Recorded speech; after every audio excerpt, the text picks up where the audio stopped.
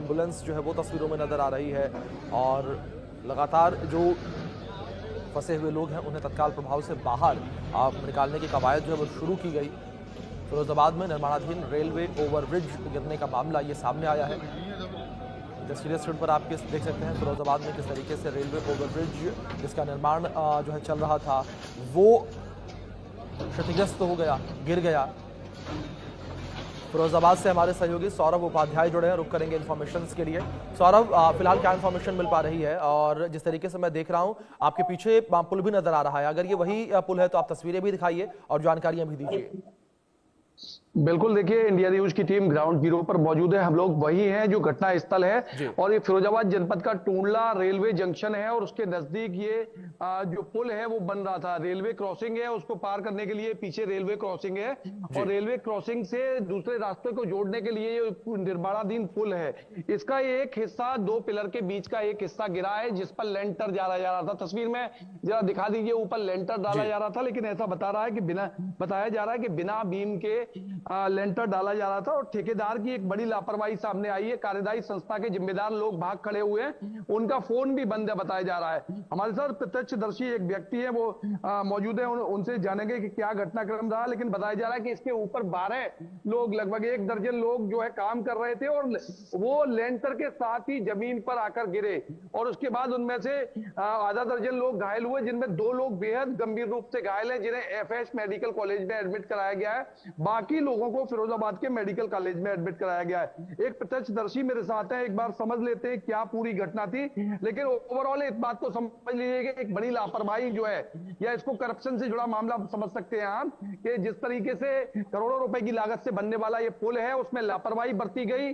अगर ये गनीमत रही कि कोई कैजुअलिटी नहीं हुई, कोई मजदूर जो है उसके साथ अनहोनी नहीं हुई, घायल अवस्था में है, और रेलवे की तरफ से, अधिकारियों की तरफ से आनंद फानंद में 50-50 हजार रुपए घायलों को दिए गए हैं। लेकिन कार्यकारी संस्था और साथ ही जिम्मेदार वो अधिकारी जिन पर ये जिम्मा होता है कि वो जांच पड़ताल करेंगे कि मानकों के अनुरूप काम हो रहा है नहीं हो रहा है, तो उसमें भी एक बड़ी लापरवाही सामने आई है। एक प्रत्यक्षदर्शी हमारे साथ है, बात कर लेते, समझ लेते। क्या शुभ नाम लिखते हैं? मेरा नाम है प्रभात कुमार शर्मा।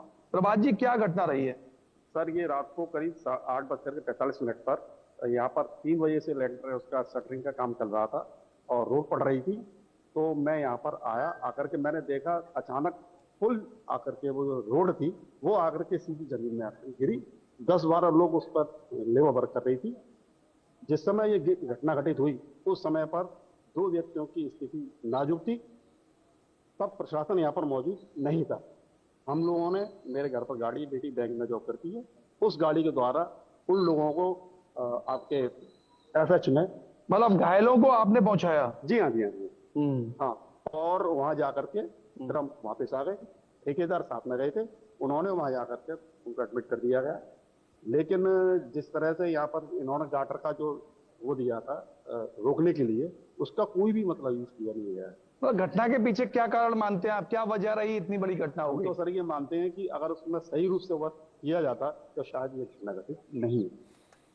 तो बिल्कुल देखिए, अगर सही तरीके से वर्क किया जाता, गनीमत रही कि ये पुल चालू होने से पहले ये घटना हो गई। अगर बाई दबे पुल शुरू हो जाता और उसके बाद ये घटना होती तो ये घटना बड़ी भी हो सकती थी। ये अपने आप में एक बड़ा सवाल है कि करोड़ों रुपए की लागत से बनने वाला ये पुल अगर ये बन जाता और उसके बाद इस पर चलने वाले भारी वाहन या आम नागरिक, अगर कोई घटना बड़ी होती तो कौन जिम्मेदार होता? लाखों करोड़ों रुपए बहाए जाते हैं, लेकिन गुणवत्ता के नाम पर ये तस्वीरें जब सामने आती हैं तब पोल खुलती नजर आती है। तो निश्चित रूप से जो कार्यकारी संस्था है उसके लोग भाग खड़े हुए हैं, मोबाइल भी बन जा रहा है ऐसा बताया जा रहा है। मौके पर फिरोजाबाद के जिलाधिकारी रमेश रंजन, एसएसपी सौरभ दीक्षित सहित रेलवे के अधिकारी मौके पर आए, मौका मुआयना किया। रात भर रेस्क्यू चलता रहा और अभी भी कुछ देर पहले तक यहां से ये मलबा हटाया जाता रहा है। तस्वीरें जहां मैं आपको ग्राउंड पर जाकर दिखा रहा हूं, यहां अभी भी मलबे में आप देख पा रहे कि जो है लोहे की ये सरिया जो है वो अभी भी है। यहाँ पे पड़ा हुआ मलबा अभी भी मैं आपको ग्राउंड से दिखा रहा हूँ कि ये है जिसको काटने का काम लगातार अभी तक किया जा रहा था। और यहाँ पे कुछ देर में और भी अधिकारी आने वाले। ये पूरा वो मलबा है। पब्लिक के लोगों को दिखा दीजिए। पब्लिक यहाँ हजारों की तादाद में रात में लोग थे, लेकिन पुलिस लगातार उनको हटा रही है। ऐसी स्थिति में जो है यहाँ से लोग जो है अब कुछ ही लोग तस्वीरों में दिखा दीजिए, ये नजर आ रहे हैं, ये रेलवे गेट है क्रॉसिंग का, ये वो मलबा है जिसको निकाला गया है। इन मलबे के सारे, एक चीज और मैं आपको यहाँ बता दूं कि ये सेटरिंग जो डाली जा रही है बिल्कुल घरेलू तरीके से डाली जा रही थी, जैसे घर में सेटरिंग लगती है। ये गिरा हुआ सामान है सेटरिंग का, और ये बिल्कुल ऐसा लग रहा है जैसे कि घर में डाली जा रही थी। एक बड़ी लापरवाही जो है, इतना बड़ा पुल बन रहा है उसमें इतनी बड़ी लापरवाही, अगर कोई जान जाती तो कौन जिम्मेदार होता।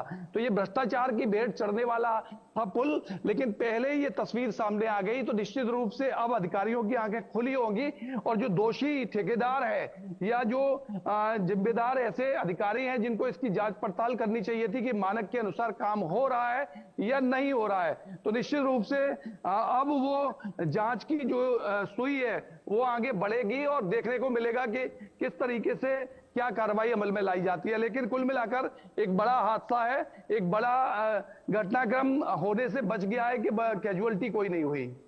जी, दूसरी ओर सौरभ, आपसे जानकारी ये भी चाहेंगे कि जिस तरीके से आपने जिक्र किया कि जो यहाँ पर ठेकेदार था उसकी एक बड़ी लापरवाही सामने आई है, बिना किसी सपोर्ट के लेंटर डालने का काम यहां पर किया जा रहा था। क्या सौरभ ऐसे में जो जिम्मेदार अधिकारी हैं वो इस विषय पर कुछ कहते नजर आए, किसी कार्रवाई की बात करते नजर आए?